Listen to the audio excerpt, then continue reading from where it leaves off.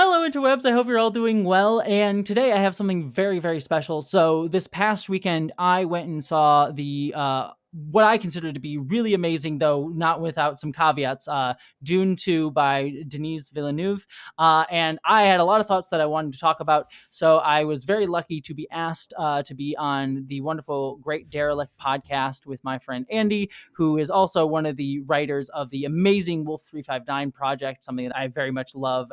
You should go and check that out if you have not. I'll post a link down below. But yeah, he asked me to appear on his podcast, and so we are going to talk about Dune, and he was very kind enough to allow me to release it on my channel. So here's the two of us talking about Dune 2. Hello, everyone, and welcome to The Great Derelict, a podcast about everything and anything to do with science fiction. I'm your host, Andy, and I'm joined today by a very special guest. I am joined by the magnificent Jessie Earl, who you may know as Jessie Gender, from their YouTubes. How are you doing, Jessie? I am doing great. I'm excited to be on here, even though this is just very impromptu. Like, you just messaged me on Twitter, and I was like, yeah, let's do it. I'm down to talk about this movie.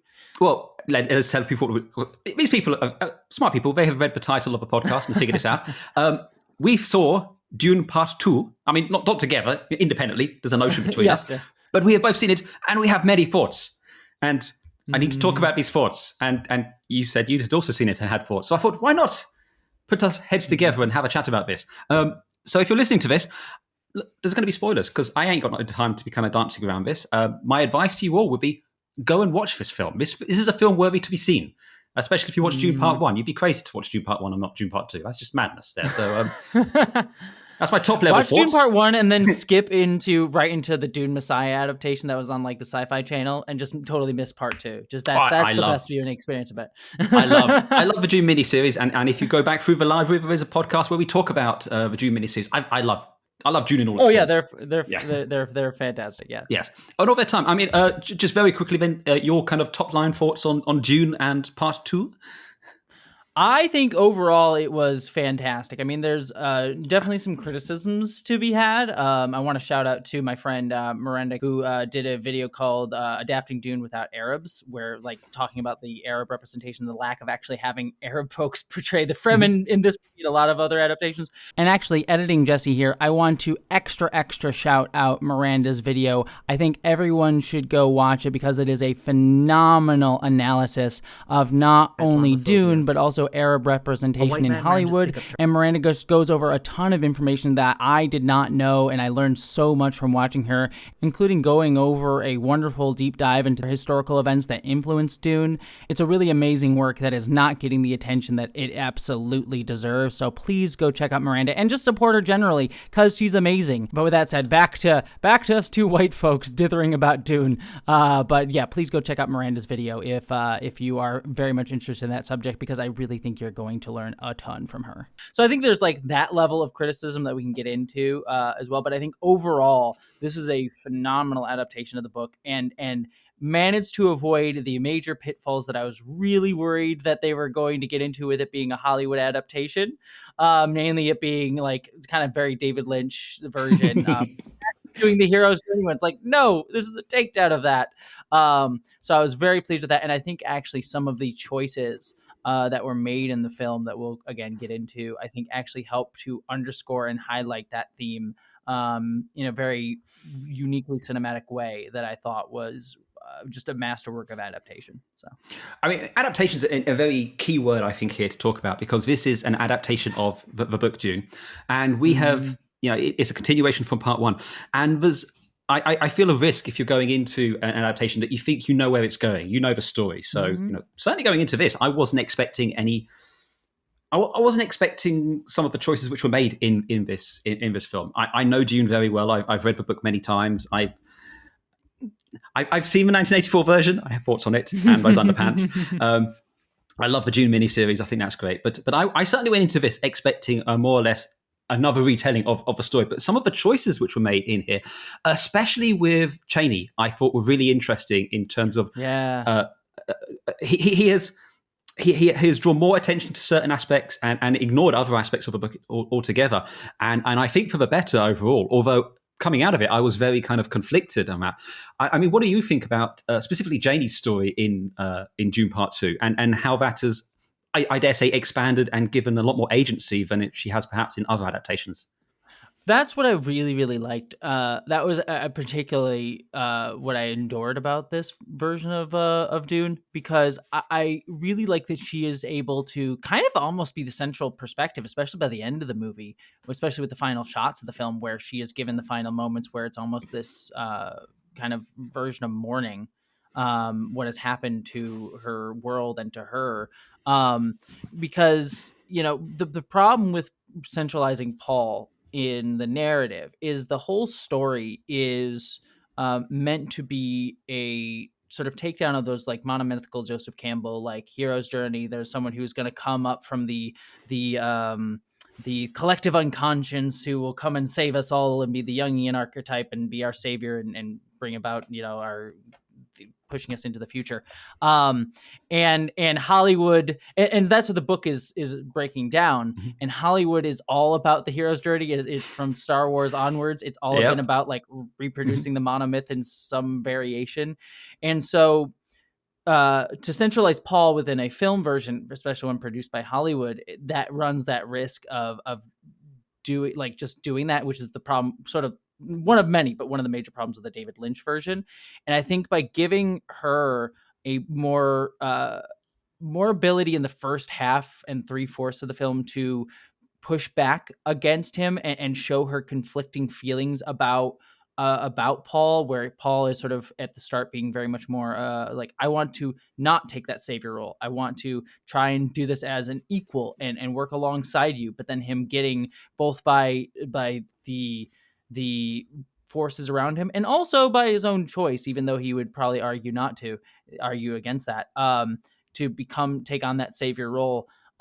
Seeing her feelings about it, and then by the end of the film being the perspective that the movie I think ultimately is siding with, I think was wonderful, and I think a really great choice. There was one specific moment that I think really underlined that. And if you recall back in Dune Part 1, one of the visions Paul has is he sees himself and the Fremen fighting the Stilgar, and he jumps up and he's wearing the gold armor and it kind of opens up and it's this battle. And that shot is in this film exactly shot for shot, but it's Chani in that role as opposed to what we see there. And I thought that was a very interesting kind of way to underline that point. But the vision and the myth of Muad'Dib is tied up in much more than just Paul himself. It is very much, it's Paul, it's Chani, it's Jessica, it's Stilgar.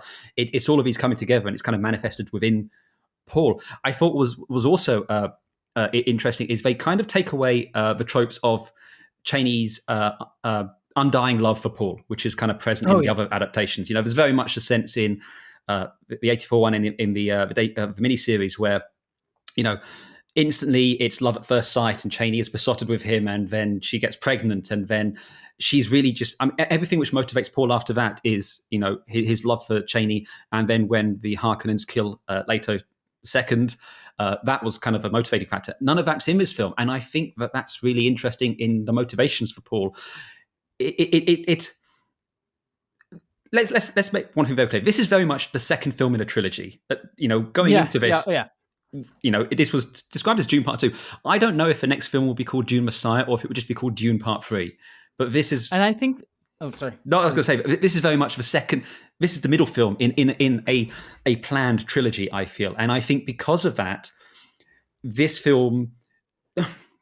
It feels almost Two Towers-esque in that sense that it doesn't really land the traditional story structure we were expecting. There's a lot of getting from point A to point B, and I'm a little conflicted with some of that because there's bits which I really enjoy in Dune and in the book, and the timeline's a lot more condensed here. Obviously, in the original Dune, Alia is a young girl by the time we get to the end of the book. She's not even born at the end of this one. So I was gonna say, like, she's that was my big thing coming out of it. It's like, we didn't even get to see her. And by the way, since we're talking spoilers, credit to Anya Taylor-Joy just showing up, staring at the camera, and getting a paycheck. Well, absolutely. Well, the voice as well, obviously, but her voice too. Amazing work there. The first thing I knew she had anything to do with this was at the premiere when she kind of just showed up, and it was just like, okay, so that's Alia there. What do you think about that choice, Finn, as well? Because Alia is always a fascinating character in Dune. It's almost like the undiluted version of Paul in her journey and what happens there.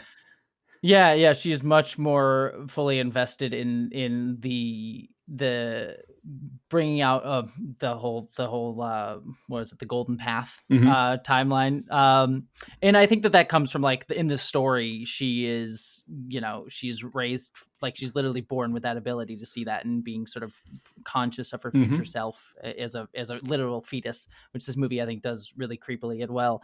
So I thought that was a decent adaptation. It's hard to really say too without much seeing what they're going to do in Dune Messiah with her, but I do like the like creepy vibe that she is given throughout the entire film. That I think is very interesting, and in her relationship to Paul, I think is uh, I did like how it's kind of filtered through their mother as we get in here, because in the original Dune book, like she's born and they're able to Hmm. have some level of a relationship sans their Paul's mom, but here it's all of her words are filtered through her, and Mm. she's obviously got an agenda of her own that the film just makes very, like, the book also has it as well, but the film is very very set on like how it characterizes her. So I like that very like complicated relationship with all of them. And something that you were pointing at too about feeling that this movie is very much the second in a three-part trilogy, I actually really like that quite a bit about this film, with the knowledge that, like, especially since it seems to be doing well, they will get to make Dune Messiah, because the at least from my recollection on why Frank Herbert wrote Dune Messiah was seeing people read the original book and just taking away that, like, oh yeah, Paul's great, and so writing the Yeah. Dune Messiah and be like, no, this man is worse. Quite literally, I think the book like literally says he's worse than Hitler, Oh and yeah. he like Hmm. looks at the camera and just says it. And so I think this movie being able to tell that story with that being very clearly the arc, like the awareness that Dune Messiah is the next piece of this, as opposed to Frank Herbert, who kind of had to like wrote Dune and then realized like, oh, I have to kind of make it a little bit more clear to bonk people on the head and get it a little bit more. I think actually helps this film be much more clear in its thesis, and I think all the adaptational choices that Villeneuve makes here, I think, are all in service of trying to underscore that theme, and by doing so, allowing the changes to be made in accordance with that. And I think that that's influenced by Zendaya. I can never remember character names. I'm always bad with character names. Zendaya's character Cheney. starts with Chadi. Thank you. With Chadi getting more agency and becoming a central voice in there, because by allowing her to have more agency and having a much more of her own unique perspective, that is very conflicted about Paul until the very end, allows it to allows the themes to become much clearer than I Hmm. think even the book sometimes is able to do, because of it being a 1960s novel. Because reading Frank Herbert's book, like, you can tell he is very it's very interesting how he is trying to target all of these things: imperialism, monomyth stories, but also still a dude from the 1960s who has a lot of his own biases that he is bringing to the table as well. So Mm. No, no, absolutely there.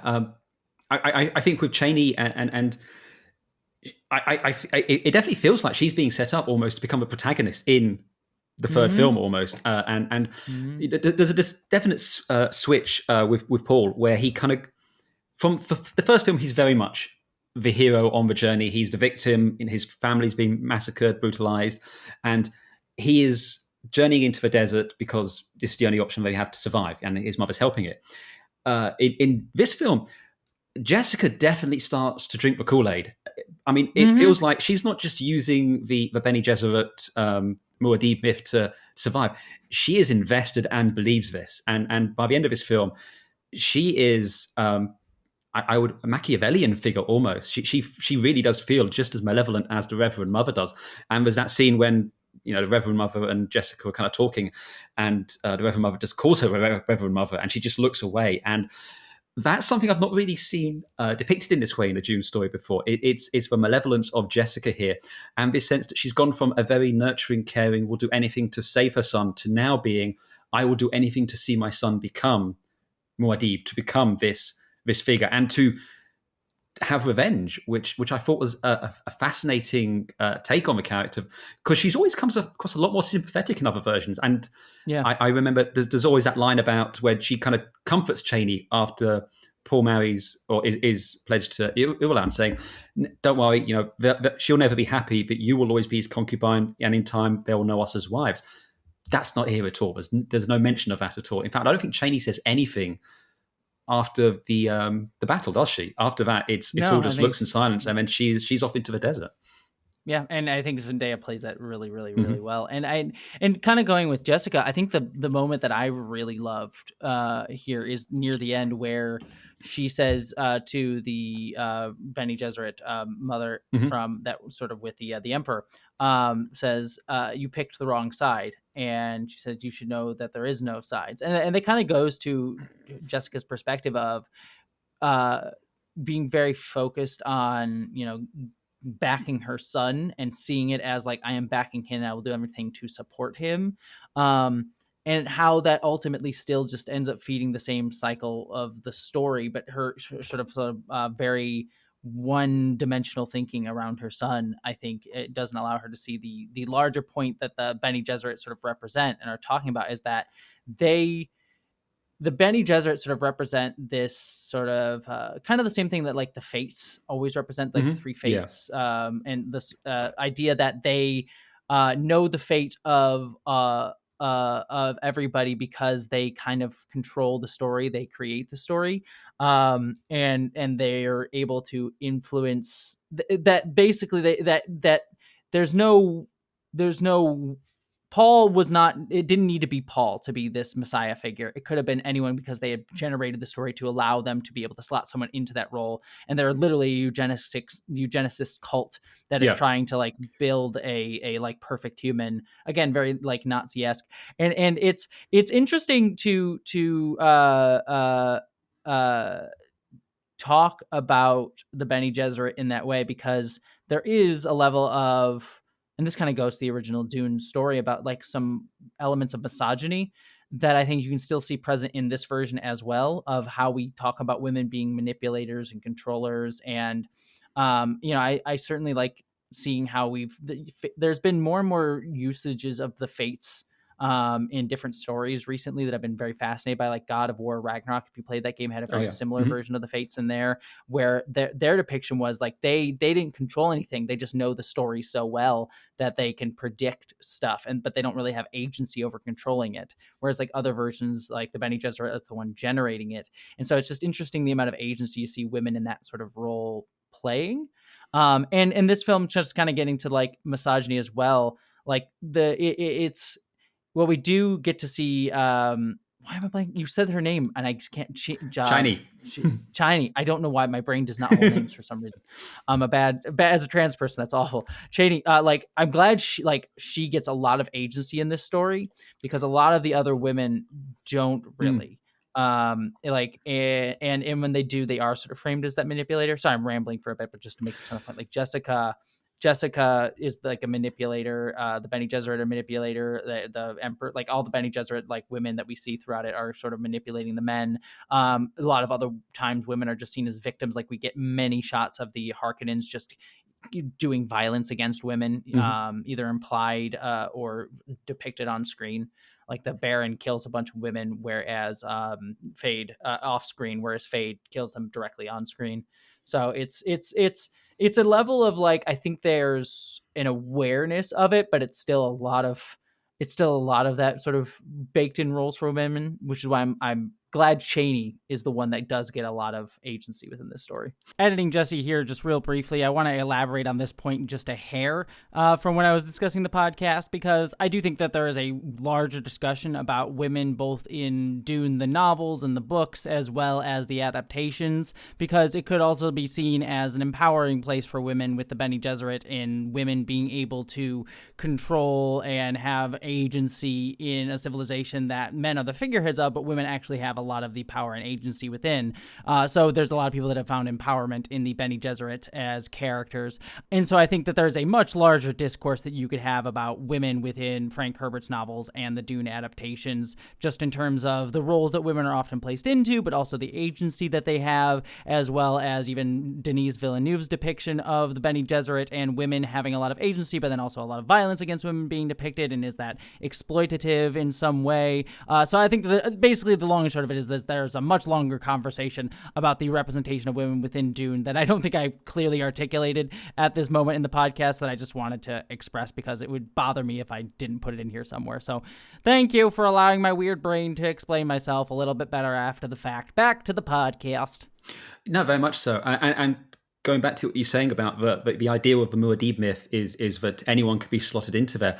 They really explore that with Feyd and the idea that they're two sides of the same coin, which an 84 one does a little bit, but this was really explicitly done when we have Lady Fenring, who's been sent by the Benny Gesserit to judge the worth of Feyd, because they're manipulating the bloodlines, and Feyd is of similar stock to Paul, and then they subject him to the same test of the Gom Jabbar that Paul had in the previous one with the box. And as she says at the end, the bloodline is secured, a girl as you requested. It's feeding into that idea that the Benny Gesserit are very much manipulating and pulling all of the strings and jealously holding on to that power as well. They talk about it's impossible for men to do any of this stuff, and obviously this isn't a criticism of this film. This is just something that is within Dune and its story as a whole. But the idea that Paul, when is given access to these abilities and given access to the skills that the Benny Gesserit has, suddenly is in a position to literally take over the world and become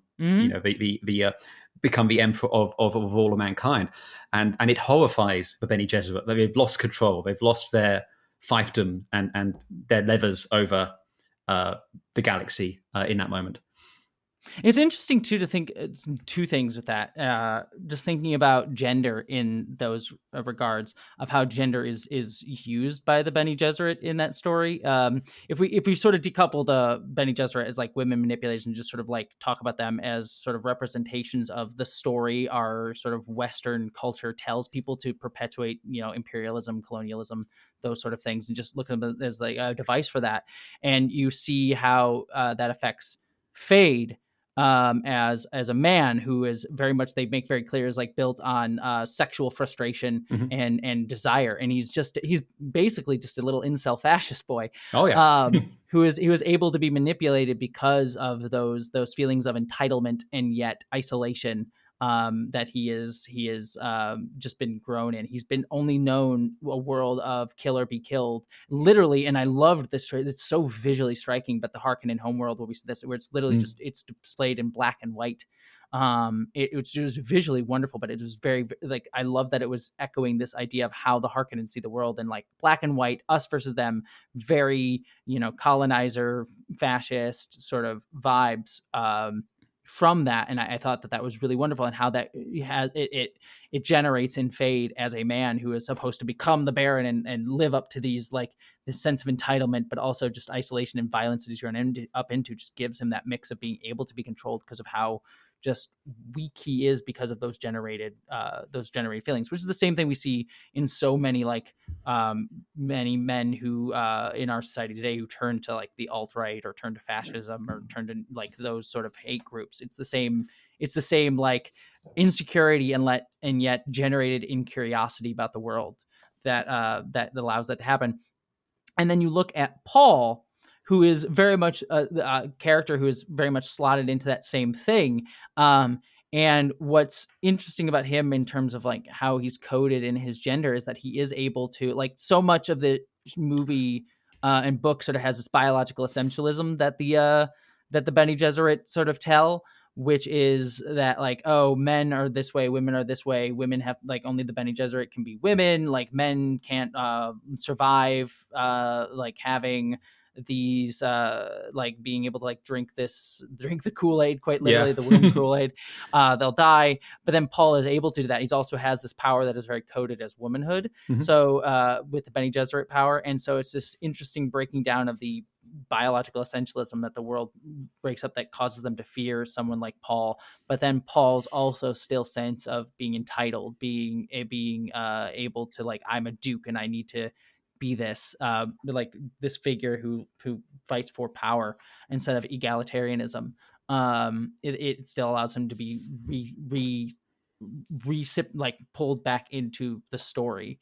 It's the same sort of thing you see with characters like Luke Skywalker, where it's like he is a Luke Skywalker where he can save democracy, but is it really the democracy, or just this sort of like neoliberal attitude of the individual is prime, and we need to protect the individual, but the individual is really working for the state, and recreate the system over and over again. I mean, that's one of the reasons why I love The Last Jedi and how it explores the character of Luke Skywalker when it goes on. But let's not dive into The Last Jedi because we will be here all day.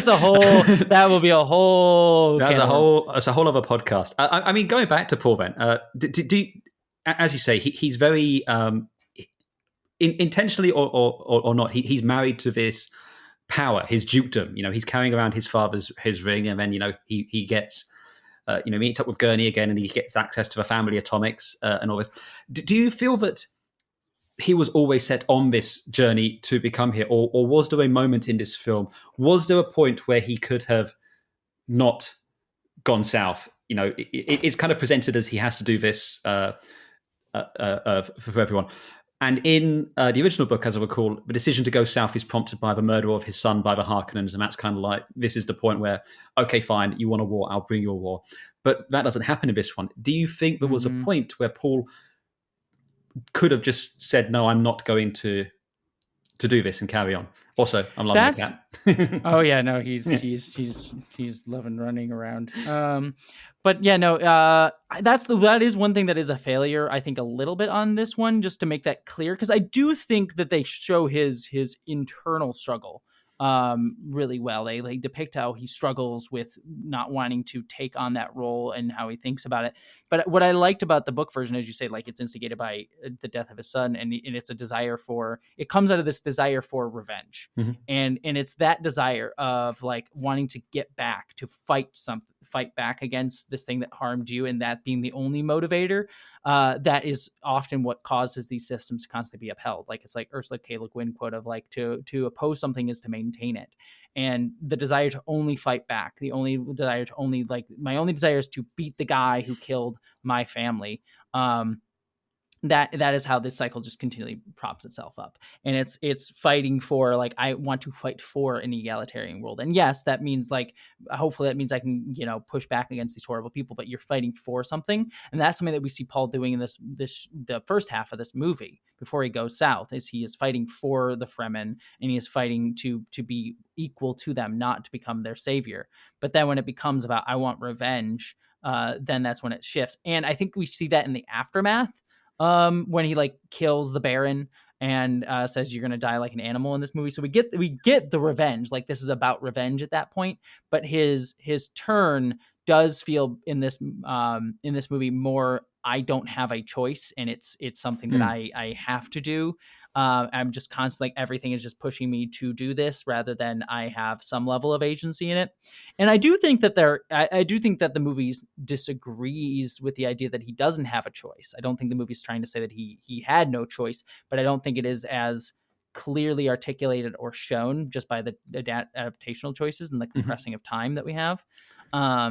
Like, I would have done something like they killed someone that he cared about, and that's just like, all right, I'll go south to protect them. Like, just some level of showcasing that it was not just an internal struggle, but something that shifted his perspective on wanting revenge. Because we get hints of that at the start. This is the last thing, where, like, he says to his mom, like, oh, I want revenge, and Jessica says, like, your father didn't believe in your revenge, and he says, I do. And that kernel is what leads him to be able to go on that path. But I don't think the movie makes that turning point as clear. Yeah. I think, weirdly enough, after having just seen two films, totaling close to 6 hours there, I feel like could have probably done with a couple more hours to just kind of flesh some of this stuff out there. And I think because this is being set up as an explicit trilogy, this film feels less like it's about the story of Dune and the overthrowing of the Harkonnens and revenge, and much more about setting Paul up to be where he has to be at the beginning of the third film. It felt like a lot more of a focus was on there, which is probably better in terms of for the overall story of 3 films, but we can't judge that yet until we've seen the third film there. So there are things in that we're missing. We mentioned Leto too, which I think was a shame. I miss a lot more of the Baron's kind of machinations and scheming. It's very unclear. Was that actually an attempt to kill Feyd, or was that a test, or was that a gift? Which in the books is a lot more explicit in the sense. The Harkonnens are trying to kill themselves, and it's this very much a sense of you either live or you die, and if you die, you're not worthy of living, which kind of makes me question why Rabban is still kicking around. But obviously he's a useful idiot. The Harkonnens, I think, were very interesting. Obviously, Stellan Skarsgård is once again absolutely loving it. Apparently, he wouldn't get out of his fat suit. Basically, he just loved existing in that and running around in there. Yeah, but it's interesting seeing the dynamic between Feyd and Rabban, and Rabban is this beast, and he's very loud, and he's very brash, and very kind of shouty. But Feyd is terrifying. He's described as a psychopath, very much so. And a huge shout out to Austin Butler. I'm currently watching a Masters of the Air where he's in it as well, and I would not recognize it's the same actor. It's a complete transformation there. Yeah, he's fantastic. And yeah, the Harkonnens are fascinating because there's so many things to talk about them. But like the Baron, I agree. I mean, Skarsgård is phenomenal in the role, and there's a criticism, and this is not just this adaptation; it's baked into Dune, and certainly a problem. But like coding fatness as is evil, which is you can make the discussion about like how wealth is always coded as like people who are gluttonous and wanting more. But I always feel like you should counteract that with having more fat characters be also on the good side if you want to use that trait in that symbology, which is again a problem not just of this adaptation but of Dune. But also I do really love seeing you called out Feyd, but I also love Rabban and names. He's one of my favorite actors. Rabban. Dave Bautista. I got there at least. Give me that one. I remember. I got the name. Dave Bautista, I think is such. I love him as an actor because of all the choices he makes. I look at someone like The Rock, who also came out of like wrestling era stuff, and he makes very kind of safe choices and doesn't really play too much with the roles that he takes. They're all very much stock The Rock characters. Whereas Dave Bautista, like every role he takes feels different and new and very against type for a lot of sense. Like I even think about was it The Cabin in the Woods? No, not The Cabin in the Woods. Cabin at the End of the World. The recent M. Night Shyamalan movie. I'm blanking on the name of it. I'm blanking on it. I mean, my favorite Bautista performance is another Denis Villeneuve one. It's Blade Runner 2049. I love him. Yeah, at the beginning of that. Phenomenal. Yeah, he is really good at that. But yeah, he plays like these sort of like sometimes more meeker kind of characters that I find just fascinating for someone of his stature and size and clear confidence as a person. And here with Rabban, he is playing the like inept dude who is just like he's just always scared, always afraid, and like he seems like he should be this hulking badass dude, but runs away at every opportunity and just a wuss. And that's such an interesting discussion that you get to see in moments of like again how the Harkonnens are always like kill or be killed. And he is really only allowed to survive in that world by the nature of his privilege as the Baron's son. Even that doesn't last all the way till the end. So like I think that his depiction in this is really, really well done, especially in comparison to Feyd and the Baron. So all of those elements I think are really interesting. But yeah, I agree. There is a loss of the sense of the very and I think it's just trying to simplify for time. Just like you can't get into all the nitty gritty politics of the Harkonnens. And so I feel like there is a loss of, that very survival of the fittest might makes right mentality that often comes along with like fascism, imperialism, colonialism sort of narratives. Yeah. I mean, with Rabban, and I don't know how much of this is just from other adaptations of Dune, there's always that sense that he's a bit of a, for lack of a better term, a bit of a simpleton. He is a useful idiot that the Baron is using. There's the sense that Raban brutalizes them, so when Feyd comes in, that they love him. There's none of that in this film. This is very much they're both just as brutal as each other. It's just Feyd has the intelligence behind it and enjoys it, whereas Raban, it's very much it's the only tool he has. It's it's the sense of if all you have a hammer, every problem's like a nail. That's what Raban is like there. There's a great sequence there when he finally goes after Muad'Dib, and the Thopters all land in that dust storm there, and then they start coming out of the dust storm and the shadows and all this, and it's absolutely terrifying. And you can really sense why Raban, he's the head of this very powerful house. He has all the technological might of this empire before him, and yet what he views as these rats are killing them, and it's methodical. I mean, there's that great sequence at the beginning, isn't there, where they all the Harkonnens get on top of the mountain and just one by one they go down, and when they fall off of that cliff and the visceral sound as they just land there from it really kind of feeds home that the Fremen are they're not the noble fighters. They're not doing this out of this sense of we're doing this. No, they're killing you because you're in their land, and then we're going to take your water, and I don't really care if you're alive or dead, which I thought was a great little detail which I hadn't seen before. Yeah, no, that was such a great detail, and and giving like elements of Jessica being sick at it, and Stilgar. Yeah, I was gonna get there. I promise you. Stilgar also being like, keep it in, and telling us about their culture as well, and also again how they view the Harkonnens as like these oppressors that like fuck them, understandably so. And so I think that and Jessica having more empathy for them because she is from them. She is she is number one a Harkonnen, as we later learn.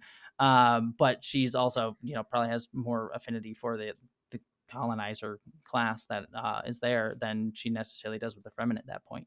Or at any point, really.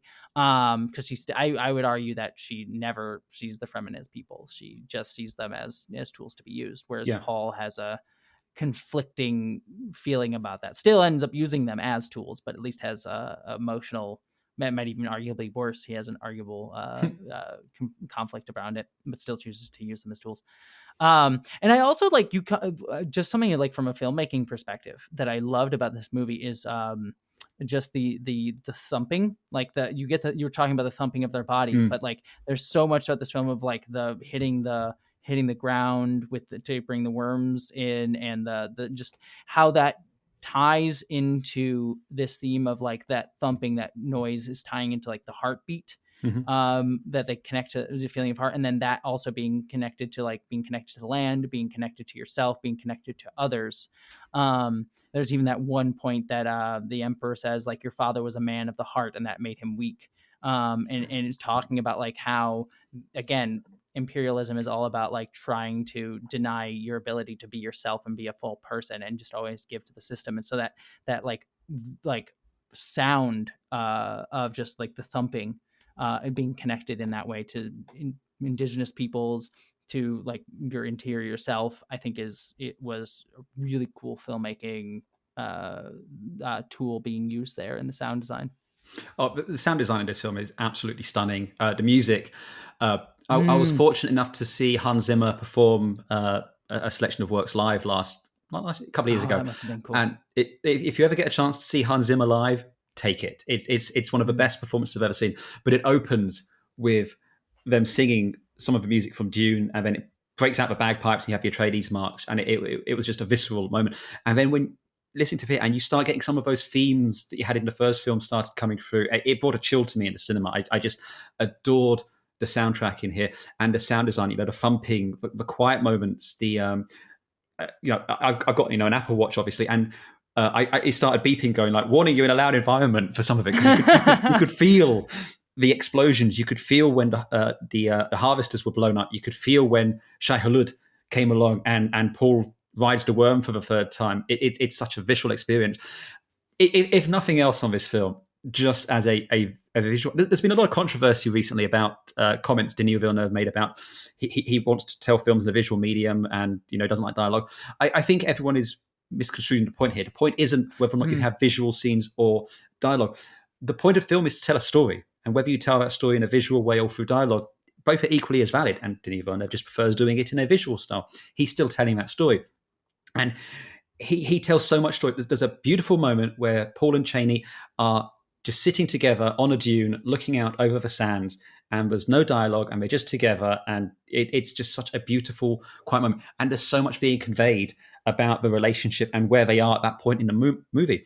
And it's heartbreaking when you juxtapose that to where they are at the end, and after Paul has killed Feyd, and he looks across, and she just storms straight out of that room, and it's something I've never seen before in the depiction of the relationship between Paul and Chani. And I think it feels so much more authentic than what we've had previously, where Chani has very much just been there to service as Paul's concubine. Like that is her whole existence there. I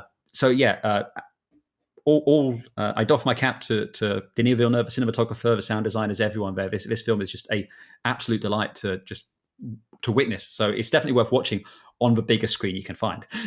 Yeah, the two things too. Just I mean, the riding the sandworm sequence was so visceral, like him falling when he's falling through the dune to land on top of the worm and like trying to like hitting with his like little spikes to try and grab onto it, and it was just and going and hitting every single like sand dune and the sand just coming in your face. It was just so visceral and great, and also just the shot of him standing on top of it and watching the worm come towards him. Like it was so beautifully shot.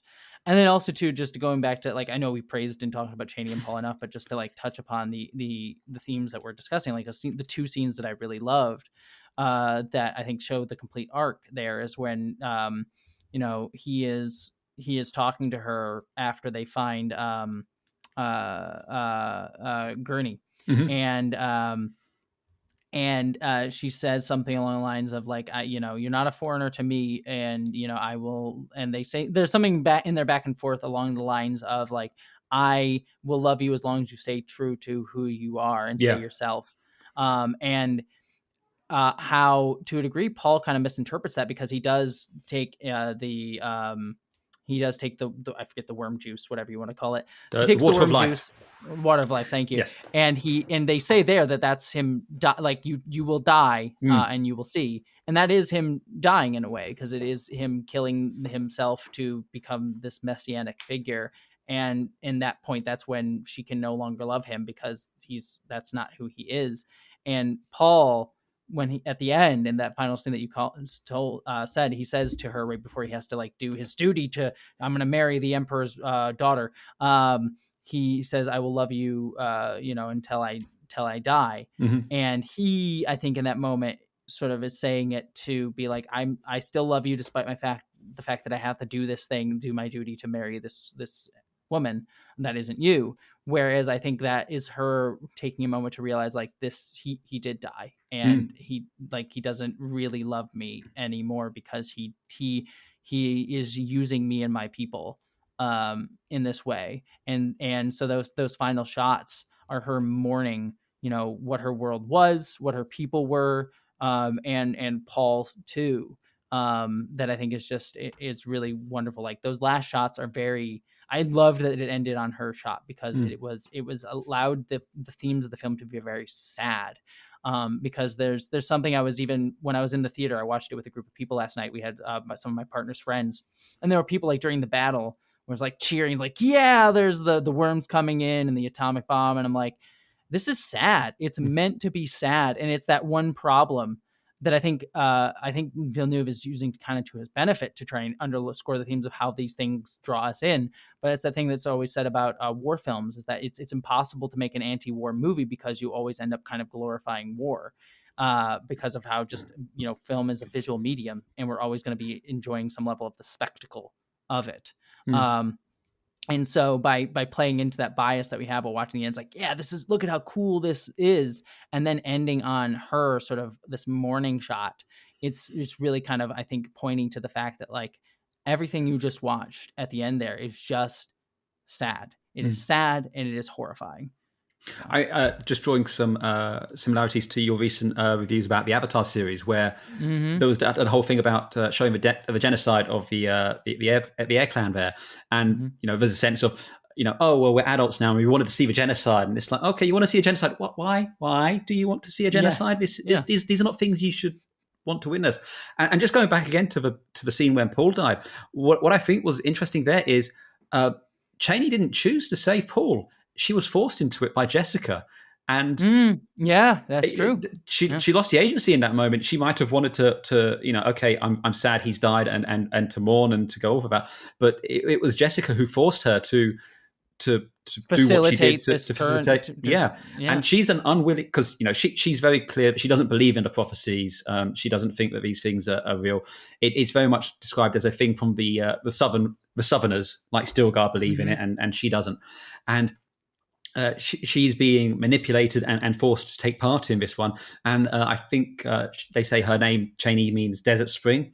And then part of a prophecy is, a desert spring will revive him, and that comes to pass as well.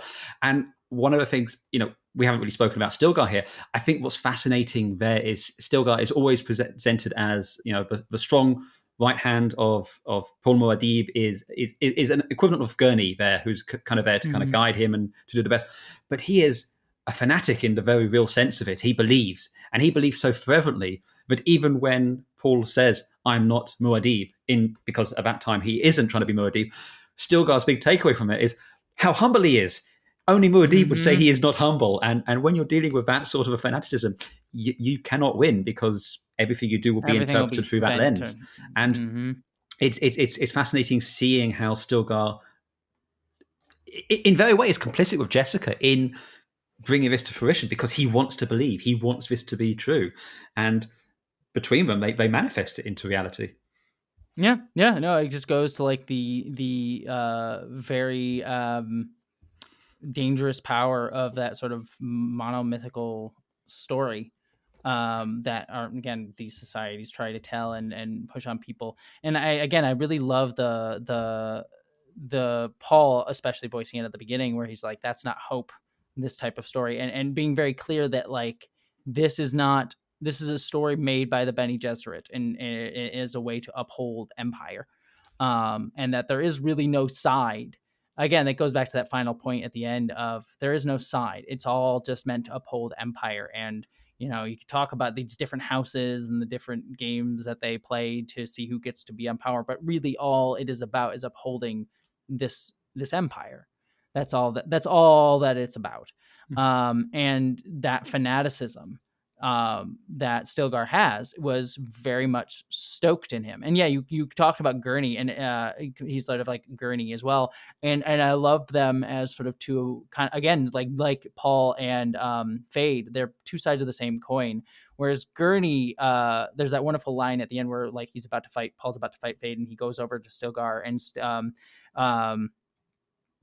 Gurney says, "Why does he take these risks?" And Stilgar says, like, something's like, "Oh, he'll survive," something along the lines of like, he'll survive because he's Muad'Dib. He is the one.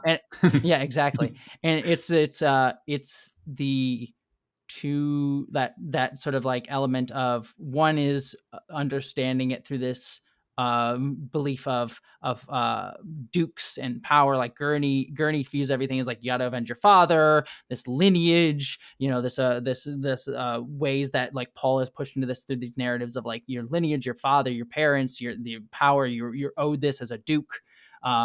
Whereas Stilgar is the opposite side of the coin, where it's the religious fervor. But again, both of them uphold that same thing. And it's something too, like, again, this is me being, just calling him the one. It's making me think about like something like The Matrix, and how The Matrix in Reloaded, Matrix Reloaded, everyone's favorite one. I actually love the Reloaded, but it's very clear about how the one narratives, like there is a one, are used very much by the system to uphold the system, as you see with like the architect in that movie. So like very similar ideas being played with, and Reloaded is very much the Dune Messiah to the original Matrix. No, very, very much so. Yeah.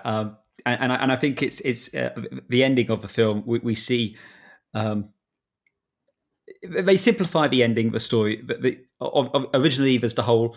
The idea of spice being so vital to space travel is pretty much non-existent in this film. I don't think it maybe is mentioned in the background, but at no point does someone say, the spice must flow or anything like that. We don't see any guild navigators in the third one. It's very much a case of Paul has seized power of Arrakis from the and the Empire, and then the great houses who were summoned by the Baron have arrived, and they just will not recognize you. And then, so it's a case of, okay, they launch, and I did watch Miranda's video, and obviously I recommend people go and check that out. I'll stick a note in the show notes there. They call it a holy war, not a jihad, which it is in traditional technical Jew, but they call it a holy war, and it's very much kind of presented as just a sense of he is going to fight the great houses, so they'll recognize him as the emperor. None of his sense about their protecting the spice fair, but it's the way he kind of rallies the Fremen to it by promising to lead them to the green paradise. There's that sense of there's no sense that what we've seen previously, where he's going to terraform Arrakis and turn this planet into Ron. No, he is giving them a green planet paradise of, you are now going to venture forth and you are going to colonize these worlds. You are going to, this isn't, I'm deconstructing this system. This isn't a case of, now I have destroyed the evil emperor and, we will have a period of peace. No, okay, I've destroyed the evil emperor and now my freedom fighters are going to sally forth and take my good word to the people. And, as you say, the circle certainly continues. And he's in no way conflicted about this at the end. He doesn't even have a moments of hesitation in that at the end. It's like he's fully invested in that moment. And the illusion I would draw there is just that moment in Revenge of the Sith when Anakin goes to Mustafar and he turns around and looks at the camera and his eyes are yellow. And I could well picture in this moment, if they were using that as a way to tell if you were evil or not, Paul's eyes would be yellow at that moment. Yeah, exactly. Yeah, I think like everything after that point where he drinks the waters, keep the tears, whatever the water of life. The water of life. I keep wanting to say worm juice because that's what it is. You can do. Yeah. After he drinks the worm juice, it is portrayed as if he really kind of has no agency and he has just become a agent of the system. He is. Well, I wonder if that's connected to the fact that when he does that, he gains access to all of the voices of the Benny Gesserit who have come before, and maybe it is because one of the I was questioning this in the decision to not have Alia born and is just a voice that only Jessica can hear. Although we see the fetus, we don't ever hear the voice directly. It's all been filtered through Jessica. Yeah, it's about one moment where he sees her after drinking the worm juice. So, but there's always a sense of is it that what is driving this forward? Is it if you have distilled the Benny Gesserits down into a consciousness? Is it that consciousness of all the Benny Gesserit is now what's driving you forward? And if, as you say, it's after the worm juice, maybe that's just too much for him to deal. So is it perhaps under the sway of that at that point? That's why I'm very curious to see what they're going to do with Dune Messiah, and I think that's going to be something that is going to be very interesting to see what they do with that, and focusing on Paul within that story, of how they discuss how much agency he has at that point in the story, because I feel like that where that story goes is kind of how you depict Paul's feelings about all of this. Because I think this movie just makes that moment, like after that point, he doesn't have any agency. He's just fulfilling the narrative. And I think as a within the universe, it is that like the voice of the Benny Gesserit, I would even argue, just like he's just overridden as a person and he just becomes this thing. He is just a tool of the system itself. And I believe it is technically known as the Kwisatz Haderach. Exactly. Yeah, exactly. But he's just the tool of it. Yeah. And I think representationally, it's just sort of talking about how when people buy into the myth and accept it, they ultimately just uphold the system of empire. And so I think what Messiah will have to do when they adapt it will be interesting to see how much they allow Paul the person to have a viewpoint versus Paul the symbol that we get to see at the end of the movie. Because I do think the Paul the person we see for the first half of this film, like that's Paul the person. Yeah. And after that, it becomes Paul the symbol, and even he's just a non-person after that point. Yeah. And I think that'll be interesting to see if they bring that back around by the end of Messiah or not. So. Speaking of Messiah, I suppose shall we engage in some rampant speculation as to what we will see in the third film? Because Denis Villeneuve has said he only wants to make 3 films. He's not interested in doing Children of Dune or God Emperor of Dune. Show me the giant worm, you cowards! I know. Give me the giant worm emperor, man. Yeah. But where do you think they will go in the next one? Because already we're seeing large deviations from the narrative we traditionally see in Dune. I think he will remain true to the spirit of the story, but I think there will be big changes. I have some thoughts, but I'm interested to see if you have any ideas about where it might go from what we've set up here. I mean, to be frank, I haven't read Dune Messiah since I was in college, so it's been a hot minute for I may misremember. I reread Dune before the first part 1 came out, but I haven't reread Dune Messiah, so forgive me if I don't remember all the stuff about it, but I do remember, like, at the end, he goes out into the desert and tries to stop the cycle, but it doesn't really, because his son takes over and just sort of continues it, if I recall.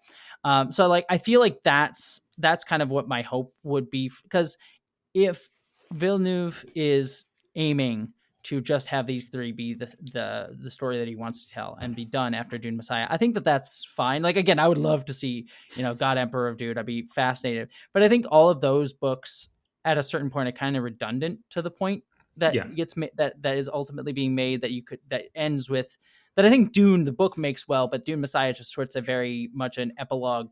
Dune Messiah very much feels like an epilogue end cap. Like, here's the point. If you don't get it, this leads to mass genocide. Paul is awful. He's worse than Hitler, as he says. And he tries to regain some level of, like, I regret all of this at the end, but because he fell into it at the beginning, there's nothing he can do, and it just continues on with his kids. And I think that ultimately you make that point with the third film. I think that's what basically what it would be. It's just being very clear for anyone, because I've even seen now there are people talking about this movie being like either like a white savior narrative, or it being if they're being critical of the film, just calling it a white savior narrative, or if they're being praising it's like, oh, this is a cool battle and Paul's a great, like, lead character, I love him.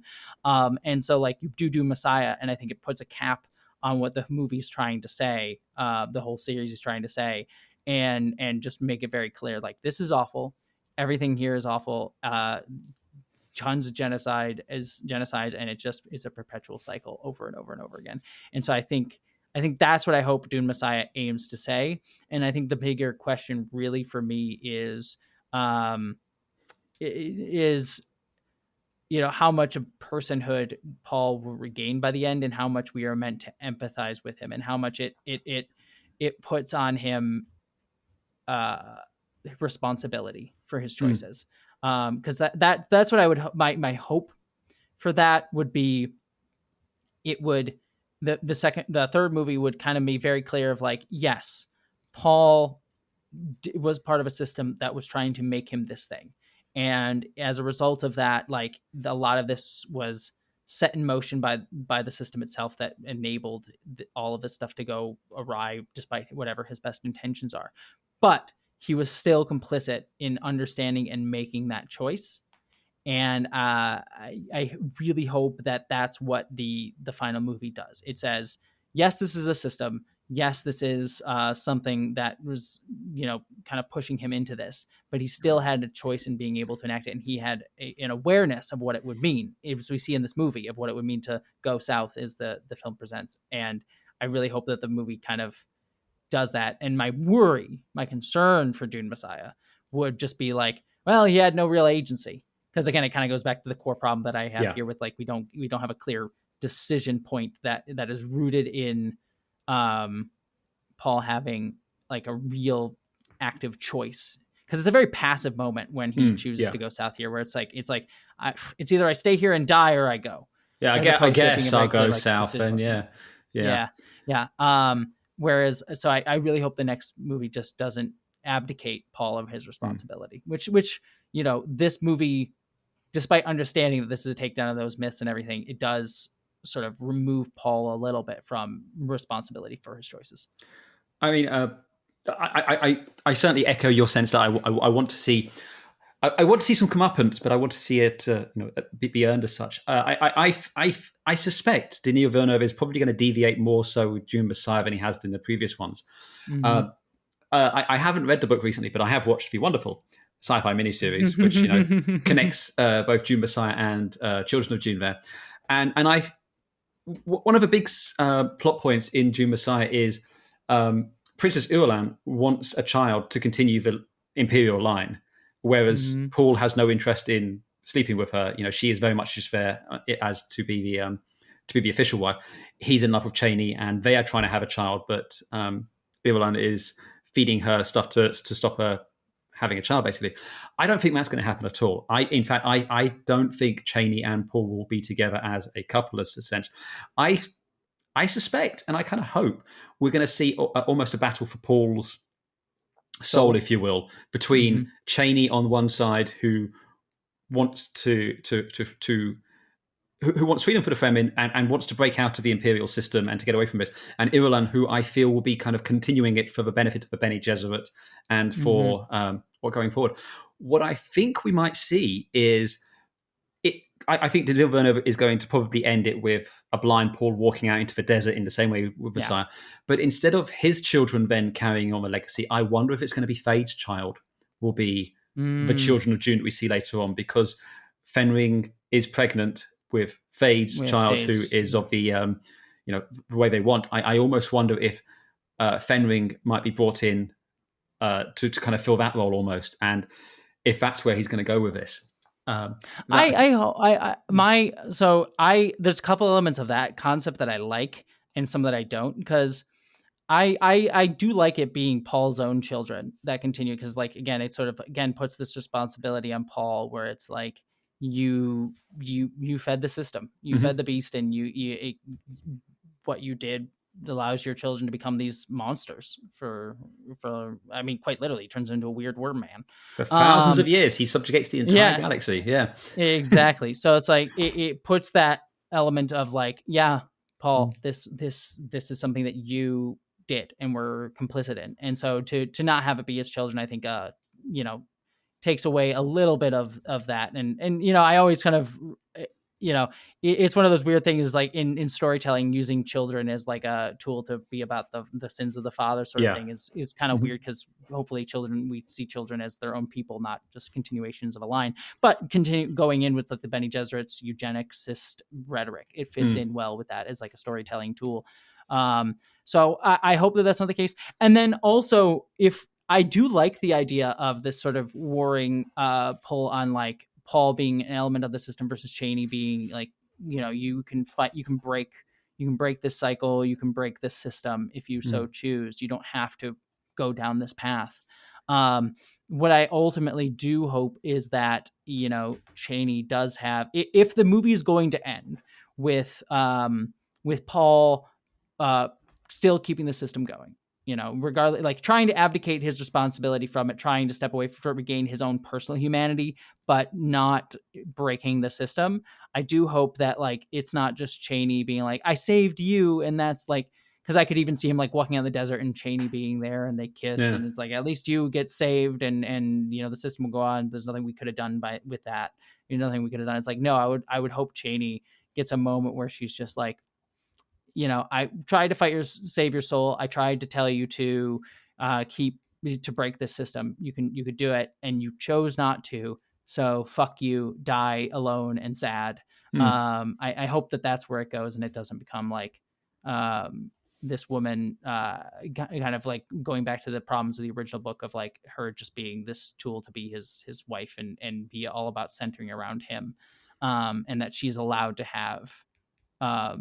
Because by the very nature of the story, it's of centering around a man, so it's always going to do that. But allow her to step away from it and try to divest herself from that as much as she's allowed to within a world that will never give her much agency. I mean, I think it's safe to say, regardless of what we hope is, we're both going to go and see it when it comes out, because yeah. This story it's nice to have meaty science fiction. it's I mean, it was glorious, as you say. It's meaty science fiction. And it doesn't. I know it's a very popular take to go and dunk on the MCU and stuff like that now, and that's not my intention. But this is the Lord of the Rings of science fiction. This is very much on that sort of a level of storytelling, and it's so satisfying that it's been so well realized that we could sit and there's so much world building just in the shape of the starships that we see there. There's the moment when the Imperial Palace comes down, and it's this giant shiny ball, which is so unlike anything we've seen before. The very look of the Harkonnen ships, as opposed to what we saw of the Atreides stuff going on previously. I love all of that. I love how old that future looks. It all Yeah, yeah, feels, it's all stone castles, and even the hollow lights that they use when they go in to find the atomics. There's an element of walking in holding a lit candle, but of yeah. in the future, and I love that kind of world building, which is so satisfying to me. And Yeah, and it's the thing that you're saying you don't want to dunk on the MCU. I mean, I'll dunk on it okay, in the sense that like in the sense that like it's a good example of I think a larger problem. And I think the MCU is sort of is emblematic of it, but it's not. It's certainly by no means the sole arbiter. Mm. The only one. But like the MCU is just trying to be apolitical fun, and by being apolitical, quote unquote, it just ends up regurgitating the status quo, and that's where you get something like Secret Invasion, which was this sloppy mess that was deeply problematic that ended up just trading in like anti-Semitic tropes and weird stuff that like thought it was saying something but ultimately was saying nothing worthwhile. And it just comes all back to this thing. It was like we're just trying to have fun. Mhm. And we're not trying to say a message, but when you try and have apolitical art, it just ends up regurgitating and doing the status quo. Whereas movies like this, like, yes, there are problems with it that I think come from, being made by, cishet dude, and so he's going to have his biases that come out in it. But I do think there is same thing with Frank Herbert's novel and David Lynch's version. But they are these movies that are attempting to grapple with all of these things, and it's nice to have something to be like I can sit here and discuss the themes and discuss where I agree, disagree, and have issues with it. But like it is something meaty to talk about, rather than like the MCU movies, where really all I can say is just how much they are problematically regurgitating the status quo. It's like I could make a Yeah. video about this. I can make a video about Secret Invasion, but it's like, look at all this anti-Semitic tropes they peddle in, and all this bullshit. There's no real meat on there other than to point out the horribleness. Mm. And so, and again, MCU is the example, but it's like the same thing I was talking about with my Avatar video, where it's like, there are still remnants of the sort of anti-colonialist themes and anti-imperialist themes of the original work there, but it's more because it is a pale echo of the original rather than because this show itself is trying to say anything overtly political. And yes, it does do things like showcase a lot more Asian folks within those roles, which is great, but that's more of a surface level engagement with a lot of these themes. And not to say it's not worthwhile to have those folks in there, but it is very like falling into like the identitarian politics rather than thinking about like what does it mean to actually fight for liberation of these groups. And Dune wrestles with that in a much more interesting way, yet also still having the problem of not actually casting many Arab actors to play the Yeah. Arab coded characters. And so it's one of those like, I find this just a much more intriguing meal to discuss, even amongst its problems and issues. But yeah, I think I'm excited to see what he does with the next film and whether or not I'll end up agreeing or disagreeing. I think it'll be well worth the discussion. So. Absolutely. I mean, Denis Villeneuve has very rapidly become one of my favorite directors. Oh yeah, he always has something interesting to say. I've spoken before with people, and I think there's a delineation between a film and a movie. And Denis Villeneuve makes films as opposed to movies, and it is one of those things. I can't tell you what the difference is, but you know it when you see it. It's one of those things. And to your point earlier on about people are looking at this film and seeing it as a white savior narrative. Paul does not save the Fremen, and I think that's kind of the preeminent takeaway from this film is Paul does not save the Fremen at the end of this film, and a lesser director would have made that case, and they have made that in other versions of this film. But here, it's very, very apparent to me that is not the case at the end of it. Yeah. And he didn't hold up his knife and cause rain to come down. No, no David Lynch moments. And to be fair to David Lynch, that was a heavily compromised film by Hollywood. But it was. Yeah. And look, I have a soft spot for the David Lynch one. It is a product of its time, and it is a. There were choices made in that film. Yeah, but it's a campy, fun film. It is not a good film. No. And it's both. I think it's heavily compromised by Hollywood to kind of do it to make Dune apolitical in a way.